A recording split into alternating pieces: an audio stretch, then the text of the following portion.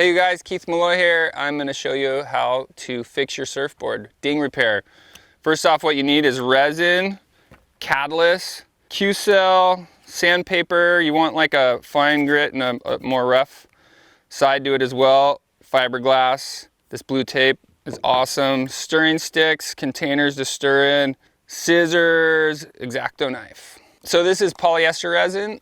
Make sure if you have an epoxy board, use the right materials to fix that board. So first step off is assessing the ding and cleaning it, and I like to take out any broken particles that are there. So one thing you want to make sure is that your ding has dried out. The materials will not bond properly if the ding is wet. And so now, yeah, I'm just cleaning out all this broken fiberglass where we're gonna make the repair. You don't have to go overboard, but I like to get the big cracked pieces out of there. Now what you're going to want to do is rough up the area with your heavier grit sandpaper. By roughing it up, your new materials will bond much better. That's a pretty important step. Brush it off, get it nice and clean. And then I like to use this blue painter's tape to go around the ding with it, because in the end, any little sloppy messes around the edges will clean right up. Okay, so once you get your borders all done there, the next step will be to use the Q-cell, mix a little batch to start filling your hole with. Basically, you're gonna mix this with the resin and that will fill the hole you have there. And you almost wanna get it to the point where it's like a Vaseline texture. That way when you put it in there, it won't drain out the side. Make sure when you're mixing your Q-cell with the resin, you don't add the hardener until you got the mixture right to where you like it. Start like about 50-50 probably, and see what that looks like. Use my little mixer here. Not a bad idea to do this outside unless you really like the smell. Some people do. But make sure if you do it outside, it's not too windy or you'll have a yard sale.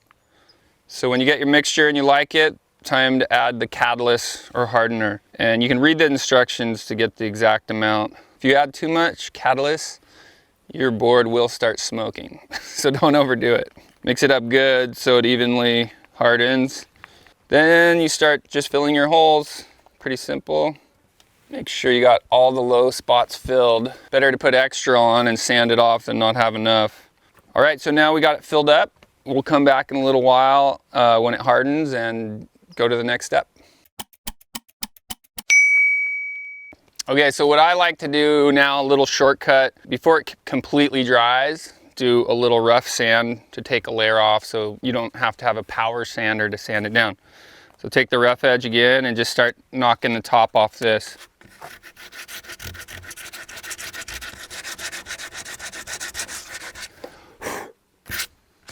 So try to get this as flush as you can. Sand it down so it's really even and flush with the rest of your board. Okay, so now let's talk about your fiberglass. This is what's going to give you strength on your ding repair. I like to cut my patches out circular. I feel like it blends in a little better and covering actually exactly what you want to. So here's my circular patch. What you want to make sure is that you're completely covering all the white, and that will give you the strength so that you don't get another ding in that location. Okay, now we're going to mix a little more resin so we can adhere the fiberglass to the board. Just a small amount, won't need too much. But then actually, once we stick it to the board, we'll continue on and saturate all the fiberglass. So the catalyst, just want to be really careful with this. It's very toxic. Don't get it in your eyes or you will be blind.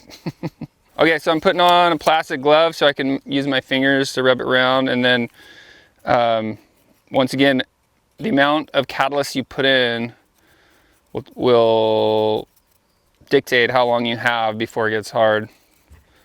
So what I like to do at this point, get a little of this resin right on my spots here that I'm fixing. Now you can start to saturate all the glass here. So as long as all the fiberglass has disappeared, you know you're good to go. And at this point in time, you can kind of just wait for it all to harden again. Okay, one more thing you can add to the list is a sanding block. It'll just keep the surface you're sanding really even and flush. So now we're just gonna take this down a little more. We're getting close to the finish.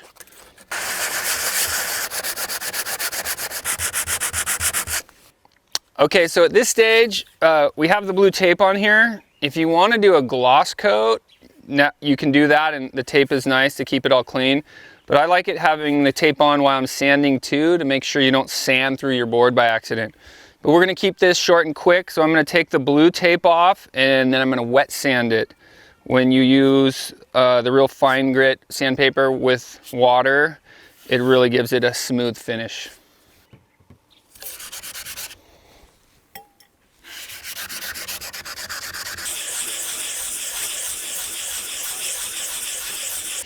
Yeah, that looks pretty good. So yeah, you want to just sand it down with the wet sand until it's really close to how it was. Hopefully, if everything goes well, when you put your hand over it, you can't even feel it. Anyways, I hope this helps you guys out. You can find these ding kits at almost all surf shops. So yeah, keep your board fixed and stay in the water. I was lame at the end, sorry. Hope this ding repair lesson helps you guys out. Thanks for watching.